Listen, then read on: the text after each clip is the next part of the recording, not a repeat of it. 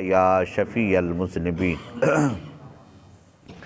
حاضرین محتشم، ذکر کی فضیلت آپ سماعت فرمائیں گے۔ حضرت ابو سعید خدری رضی اللہ تعالیٰ عنہ اس حدیث کے راوی ہیں۔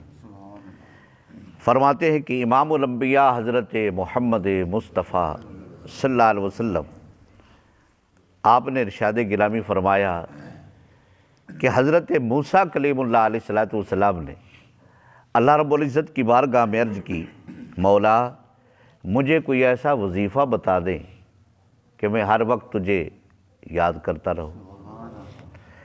اللہ رب العزت نے فرمایا کہ پیارے موسیٰ لا الہ الا اللہ پڑھا کرو۔ کیا پڑھا کرو؟ لا الہ الا اللہ، یہ پڑھا کرو۔ حضرت موسیٰ کلیم اللہ علیہ السلام نے عرض کیا، مولا یہ تو ساری دنیا پڑھتی ہے، مجھے کوئی ایسا وظیفہ بتائیں جو صرف میں ہی پڑھوں، میں ہی آپ کو یاد کروں۔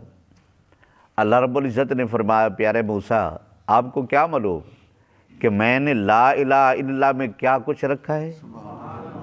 عرض کی مولا کیا رکھا ہے؟ فرمایا اگر ترازو کے ایک پلڑے میں زمین آسمان رکھ دیے جائیں، دوسرے پلڑے میں لا الہ الا اللہ کو رکھ دیا جائے، مجھے اپنی عزت کی قسم کہ لا الہ الا اللہ والا پلڑا بھاری ہو جائے گا۔ سبحان اللہ، کیا بات ہے۔ تیرے فضل سے، تیرے کرم سے اے کریم کون سی چیز ملی نہیں، تیرے کرم سے اے کریم کون سی چیز ملی نہیں، جولی میری تنگ ہے تیرے یہاں کمی نہیں۔